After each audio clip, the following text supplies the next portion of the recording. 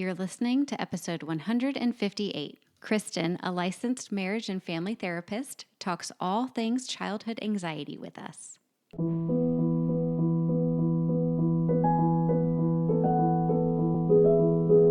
Hello, my friends. Welcome to Child Life on Call. This podcast is a safe place for parents to share their stories about what it's like to have a child that has a medical experience, diagnosis, disease, and or everything in between. We know there's power in sharing stories, and that power multiplies when you can listen to other parents who have walked a similar path to yours.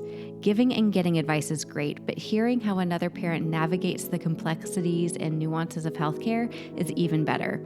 As a child life specialist, my role is to support, validate, and provide emotionally safe spaces for kids and their families, and I am so honored to be on this journey with you. In addition to parent stories, we sprinkle in some expert episodes every now and again that have content for both parents and professionals in the field of healthcare, all with the mission to empower parents to be confident advocates and partners with the care team during healthcare experiences.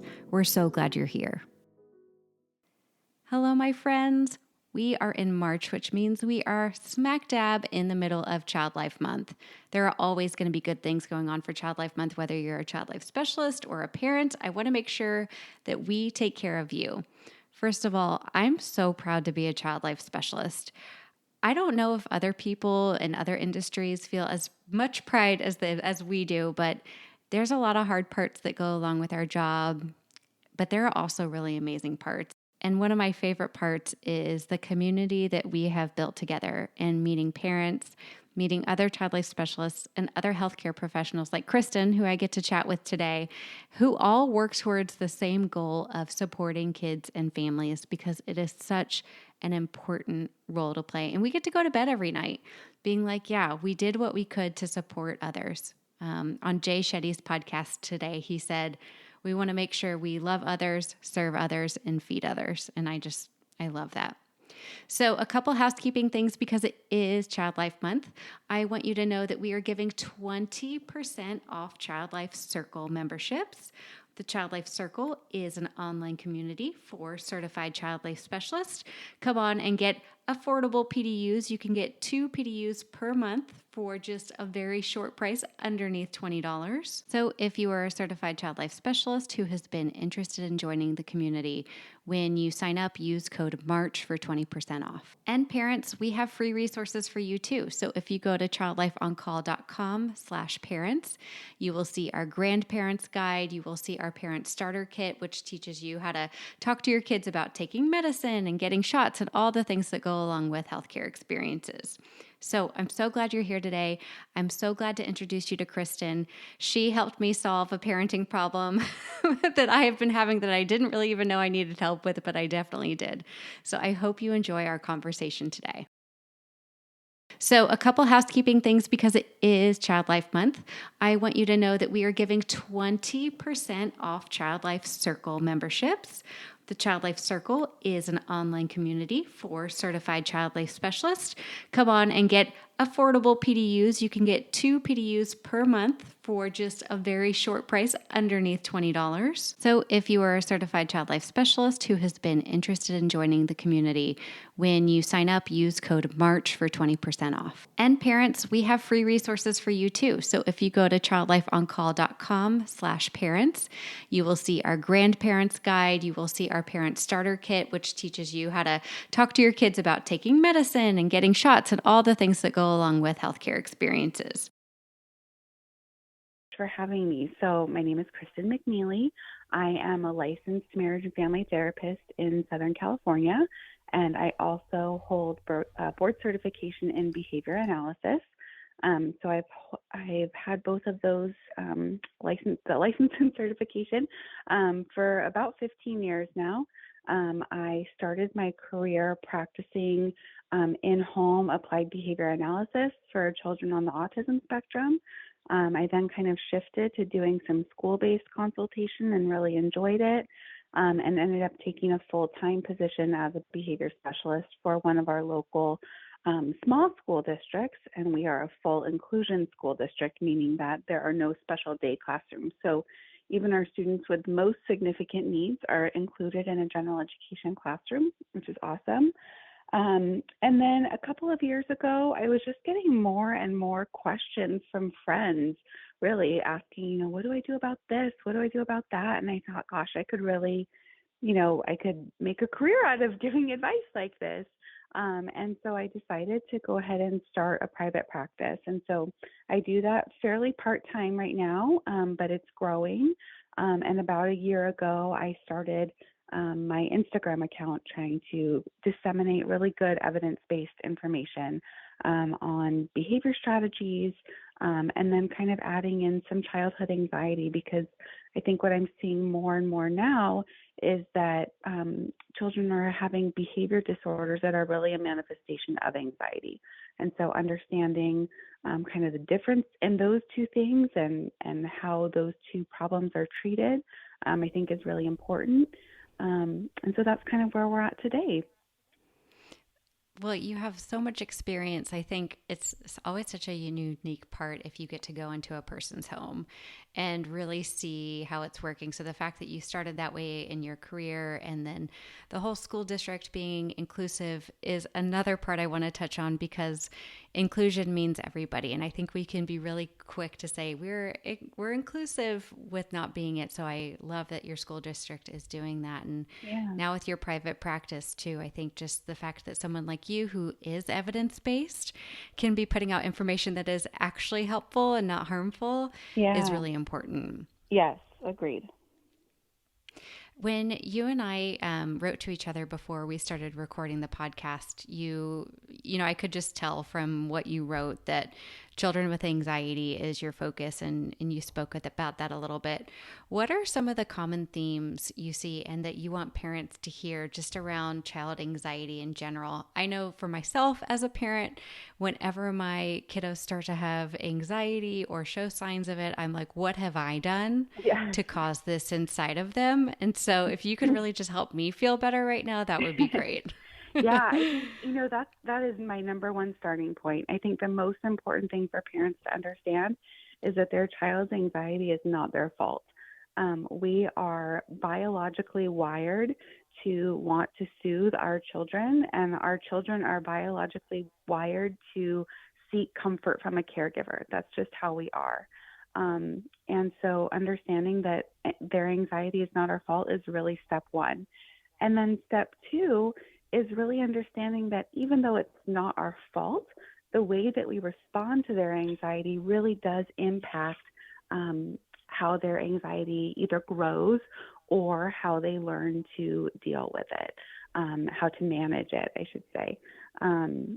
Helping them understand that anxiety is a temporary feeling and that there really are good evidence-based strategies to help those feelings go away. When do you think the time is to seek out a professional? So if I'm starting to notice anxiety in my child and I'm like noticing these behaviors, when is it like, okay, this is normal kid stuff, like everybody goes through this, to this may need some extra help or support? Where do I find, and where is that line drawn? Yeah, that's a great question. A one-time anxious episode is not typically something to be concerned about, even maybe a two-time anxious episode.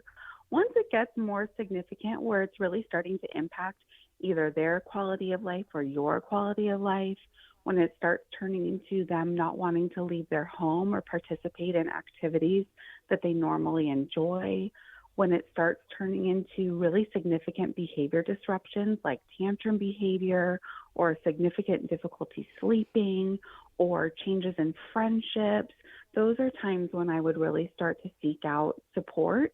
I also think there's never harm in seeking support earlier than later. You're only going to learn strategies that can help prevent something from turning into a bigger problem. So say we do end up kind of thinking like, all right, this is a pattern. I'm seeing this happen a lot. Maybe not a lot of things have changed on their end, but like I notice myself getting really upset when they're anxious. And we go to seek out help, whether it's family or, just meeting with somebody who can meet with the child, but they have like a 6-month wait list. what, what can I do in that time before we're able to get help? Well, it's interesting that you asked that because the evidence-based treatment for both adult anxiety and child anxiety is cognitive behavior therapy. And step one in cognitive behavior therapy is what we call psychoeducation. And that is just a really fancy term for understanding what anxiety is, understanding what those feelings are. Like I said, understanding that they're temporary, understanding how they might feel in your body and what you might do as a result of them. And there is so much power in psychoeducation. I find that a lot of times psychoeducation is actually all people need to be able to start moving through their own anxiety or their kids' anxiety. There are a couple of books that I think do a really excellent job at providing parents with really good resources and really actionable information. So I can share those if you would like. Yes, please tell us. So my two favorite are, one is called Freeing Your Child from Anxiety. It's by Tamar Chansky. And she does just a really nice job of laying out what anxiety is, how your kiddo can think about it, how you can talk about it. And then the second one is called Breaking Free of, I believe it's Breaking Free of Anxiety and OCD. It's by Ellie Lebowitz.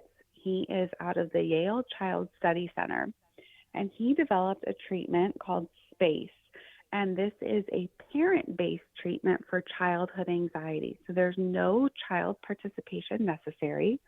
And it is all based on parent accommodation, the way that we accommodate our kids' anxiety. So, for example, if a child is afraid of going to a room by themselves, then we go with them. Or if they're afraid of social interactions, then we do the interactions for them. And those accommodations, we know from research, really actually exacerbate anxiety. And so SPACE is designed to really help parents understand that and develop ways of supporting their child rather than accommodating. Oh, okay. So I'm going to throw you with a real life scenario right now. Sure. So my son is 7 and he does not like being upstairs in our home without somebody there. Mm-hmm. And he'll either drag his little sister to come with him, and I don't want to go with him. I'm like, if you need to go grab your socks, this is your responsibility. They're your feet go in your shoes, and they're your socks in your drawer. And so I don't go with him. And then I find myself being like, gosh, I'm so lazy. All I have to do is just go up there with him. But you're saying that I might be doing an okay thing. You're doing the absolute right thing. Yes, I have Oh one of my those gosh. as well who does not want to be upstairs by herself, does not want to go get those socks. And I question it myself sometimes too, like, gosh, it would just be faster if I would just run upstairs with her. But yes, you are absolutely doing the right thing because every time that you don't go with him, you are teaching him it's not actually dangerous to go get my socks. It's actually not dangerous to be up here by myself. Whereas if we do, the message that we're sending our kids is there's something to be afraid of. So good for you. You're doing great. Yeah. Oh man, I cannot believe that you just helped me so much with that because, oh man, the game is on now. I'm not doing anything. We also have this a lot with like nighttime struggles. So parents that are listening to this though, and have kiddos who have gone through medical trauma, medical experiences, I know you can't speak to every situation, but I know that line gets a little bit blurred when how much do we make them do on their own versus knowing they have kind of safety with their caregiver. And I know as a child life specialist in the hospital, my main job, one of my priorities for every single child is to make sure that they have a safe person in the room with them because they're in a threatening experience. When you come home though, getting the socks is not threatening. So I know those lines can get really blurry when you have a kiddo who has some special or medical needs. Do you have any advice for that?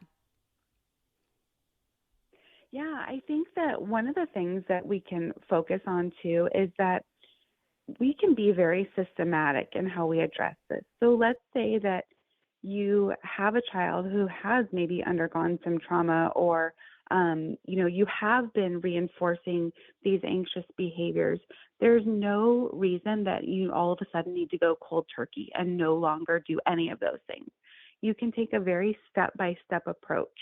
So, for example, with your son and the socks, let's say instead of going all the way to his room with him, now you're just going to go to this top of the stairs and you're going to say, I'm going to stay right here while you go grab your socks from your room. And as time goes by, you stay, closer and closer to downstairs. I think that one of the things that I love about your job is that there's really this focus on treating children with dignity. I think that can get lost sometimes when we're talking about child therapy, and specifically things like applied behavior analysis. There's, kind of this bad rap for it in some of the fields, and I think it's understandable. So understanding that our kids are people too, while their feelings might not be, there might not be actual real threat, their feelings are still valid and we can treat them that way. I feel like I use that in like relationships too with adults, right? Like my feelings are valid regardless of whether or not Yes, you think I should have them or not. And you're right, yes, we owe that absolutely. same to our kiddos too. Yeah, and so I Yeah. think that's really good too. It's the cold turkey thing as well rarely ever works, and this gradual approach Right. seems to be much better. Yeah. So I also wrote to you. I wanted just a personal story from you. I know you guys are kind of navigating your own health challenges at this Yeah. time, but is there anything funny, unexpected, or surprising from being a parent yourself, both in this field? I was just talking with another mom before this, and it's like, regardless of what your job is when you're a parent, it doesn't necessarily mean that you do everything right all the time. And I was like, I have definitely cursed at my kids at 2 a.m. Like, I cannot be trusted, or when it's 2 a.m. and I'm not Yes. well, and it's like, I know better, of course, but things just happen. So do you have any kind of interesting stories from your personal life that you could share? Yeah, I have three little ones, and my middle tends to be my more anxious one. I tell people she runs anxious.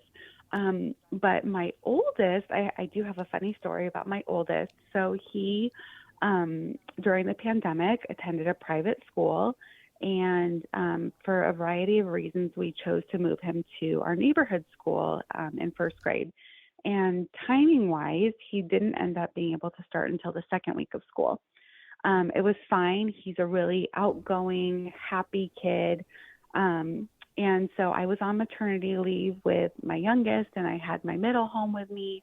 And his second day of school, it was about an hour until school got out, and I was packing up the littles to go run an errand before we picked him up. And all of a sudden, I see my phone ringing, and it's the school. And as a mom, you just know that's never a good sign. So I pick up the Mm. phone, and it's the principal, and this happened to be her first year as principal. And she said to me, I'm calling to let you know that your son got sad at school and he decided to walk home. And I remember freezing, and I was like, okay. What? And she said, we had to go and get him, and we picked him up off of, such and such street. And it was a 45-mile-an-hour road. And I Oh realized my he had gotten like gosh. three-fourths of a mile away from school. And and I said to her, okay. And she said, I don't know if you want to come pick him up. And yes, I will be right there. And so I hung up and I called my husband, and he left work right away. And I went and got him in the office. And I remember afterwards being so proud of myself, because that could have gone so many different ways. And I remember just really being able to put on my professional hat. Once I gave him a big hug, and, I had calmed down in the car. And then as soon as I saw him sitting there, he started crying again and said, I'm so sorry. You just really Oh. scared me. And are you okay? And we chatted with her about, what can we do if we're feeling sad at school? And she was so great. And the next day we got to school and I had contacted the principal again. And I said, I would really like to introduce my son to all of the yard supervisors, all of the office staff, and make sure that he knows that if he's feeling sad at school, all he needs to do is go to the office and he will be able to call mom. And mom will come get him if that's what he needs. Because I knew he didn't run anxious. I didn't think this was going to be a thing. And so I thought, he needs to know that he's supported right now. And as panicked as I felt inside, I was so thankful to have so many colleagues in the field who, I'll never forget my boss, our director of special education. She said to me, Kristen, that is so independent of him with, all this enthusiasm. And I just thought she was crazy at the time, but it really helped shift my perspective to, okay, she's right. Like, this was very independent. He was going the right direction. He would have made it home. Like, in another 20 minutes, I would have gotten an alert on my phone that my child was on my front porch. And so, we treated it that way. And, it was a rough couple of weeks. There were a couple, he wasn't attempting to leave school, but he was having a hard transition. And then after that, everything was fine, like magically, completely fine. And it was such a reminder for me that not every really significant incident like that is an indication of a huge problem. Sometimes there are just these fluke things that happen. And when we respond with compassion and support, we can get right back on track. So. Wow. That is a pretty incredible story. And yes, sometimes it takes that outside perspective of being like, how would I respond to another person's child who did this, and doing it to my own. And it makes me think a lot about, I have a lot of friends too in the same, just phase of life. And of course they come to me with like, my child hates getting shots. And so we talk a lot about like, when is it time to get help about your fear of shots, and when is it time to understand that this is a natural fear, and all the things that go with that. And sometimes, just like you said, the freak out with the shot is a one-time episode. And when you respond then for the next time with some tools and some safety nets and some practices for both you and your child, it gets a little less as scary the next time, and the time after that is even better. And so I that's kind of how I'm applying it to what families may experience when they bring their child in for shots. Of course, this is very different for kiddos who have a lot of chronic stuff and are constantly poked and prodded, but in general, this can sometimes be a one-off really scary episode, and doesn't mean they'll have a constant fear of needles for the rest of their lives. Yeah, absolutely. And I think as parents, we feel our own kids' emotions so deeply. And especially for parents who, like you said, have kiddos with chronic conditions where they're constantly, having testing done, that can be really hard. And I think it's important to check our own emotions and make sure that we're not putting our own fears onto our kids, because a lot of times kids are so resilient, they really will be okay with just a little bit of kind of that front loading and a little bit of extra support. Like you said, it gets easier and easier each time. So, yeah. I love that. Well, I know that a lot of medical parents and healthcare professionals that are parents too, and working with kids, it can sometimes feel like you don't have a lot of time to make extra appointments and go seek help. But I think what you said about the beginning, like if you're noticing really changes in behavior, things at school being different, peer relationships being different, and altering your life and your child's life, it may be time to go seek help. But until then, there's people like you who can give us access to education. And where can people follow along with you to get some of those tips that you've been sharing? So my Instagram account is childhood.empowered. And so I share, just tips and perspective on childhood anxiety and related behavior. And then I also have a website. It's www.kristenmcneely.com. And I have a blog on there as well as some other resources. And then there's also contact information on there if people want to reach out for more individualized support. I love this podcast. I love that you're doing this. I think it's so needed. And I'm just really thankful to have the opportunity to be on. Awesome. Well, thank you so much, Kristen. Thank you so much for joining us on the Child Life On Call podcast. The only reason this podcast keeps on going is because of you and listeners like you. So please join in on the conversation with us on Instagram, Facebook. I'm even on TikTok now, y'all, making a fool of myself. I haven't danced yet, but maybe it's coming. You can find us at Child Life On Call. We also have a website, and that has all of our information about the Child Life Circle, about the Child Life On Call app, and a blog with new information all the time. That's childlifeoncall.com. Thank you again from the bottom of my heart for listening to these episodes and being a part of this community. We are so grateful and so honored to be able to provide this for you.